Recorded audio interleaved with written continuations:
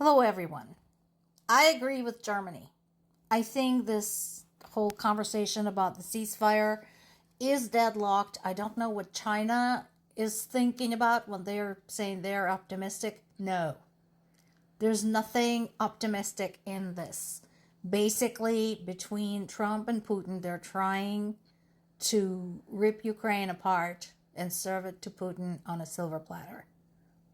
And Ukraine is saying, no, we're not going for this.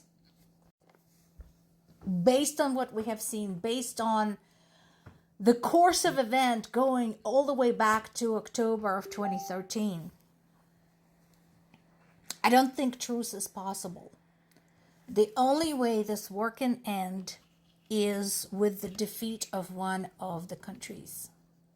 It would be seriously better for everybody in the world if the defeated party were Russia. It's been a very long time since anyone seriously stood up to Russia. It's been a very long time since Russia was made to eat crow. And I think it's time, it's overdue. Because if they're not stopped right now, they've already presented the list of countries they would like to take over. And once again, I'd like to remind folks in the United States that if you think this is not going to affect you, consider the fact that plans to retake Alaska have been discussed in the Russian parliament since about June of 2022. And they haven't stopped since. So this is interesting. Ukraine ended up on the list of countries being saddled with Trump's idiotic tariffs. And Ukraine was like, well, you know what? We've seen worse. So this is something a lot of folks in the US don't understand. And that is that U.S. does export stuff from Ukraine. Ukraine has some resources and some manufacturing products that are either cheaper to produce there and then ship over here, or that are unique to Ukraine. So, what does that mean?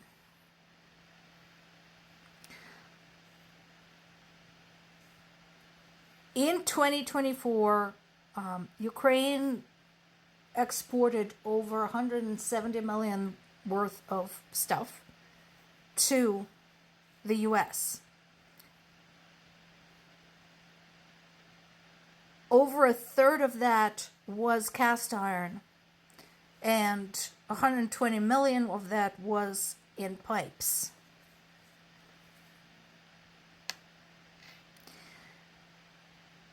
Overall, Ukraine produces over 600 different categories of goods that go to the United States.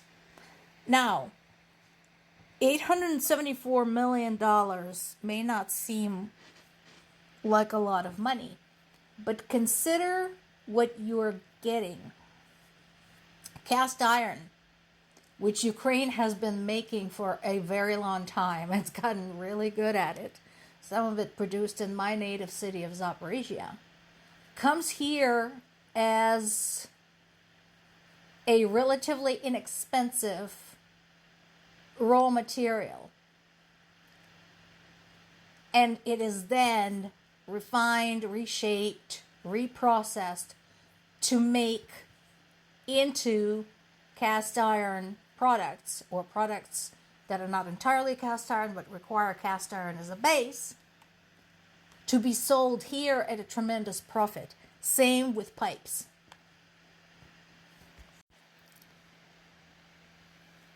Considering Ukraine is fighting a war, imposing tariffs on it is kind of a shitty thing to do, but then again, that's the kind of administration we have. imposing tariffs on our allies and kicking those who are already down. So, no surprise there. But this change, these tariffs, will impact U.S. heavy industry. Think about any place that requires cast iron. Think about any place that relies on pipes. In fact, that includes U.S. military industrial complex, because there are now factories in Pennsylvania who are either going to have to switch suppliers or pay more for what they need to produce artillery shells. That's your jobs, America. That's your factories. That's your money. You think on that. And then there is this. So what is this all about? This is not a surprise to anybody. We've been expecting this. But basically what Putin is saying is to people who live in the territories that he had invaded to either get out or live under Russian rule.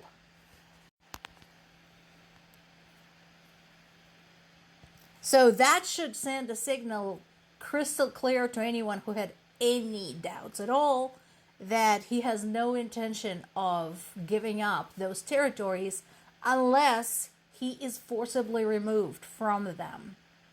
So we're talking about millions of people. And remember, millions in Ukraine have already been displaced, both within the country and currently living abroad. And I pointed this out in the past when people were whining about, oh, why should we help Ukraine? Aside from all of the political and economic reasons, is that U.S. is not bearing the weight of Ukrainian refugees. Europe is. Aside from the fact that EU had provided more money to Ukraine, and this can be verified, feel free to fact check me. But U.S. doesn't have nearly the amount of Ukrainian refugees as EU currently does. Particularly Poland, Germany, Italy. There's some in Spain, there's some in the UK. And all of those people need to be housed. They need to be put to work. Their kids need to be put to school. They need to be fed. They need to be medically treated.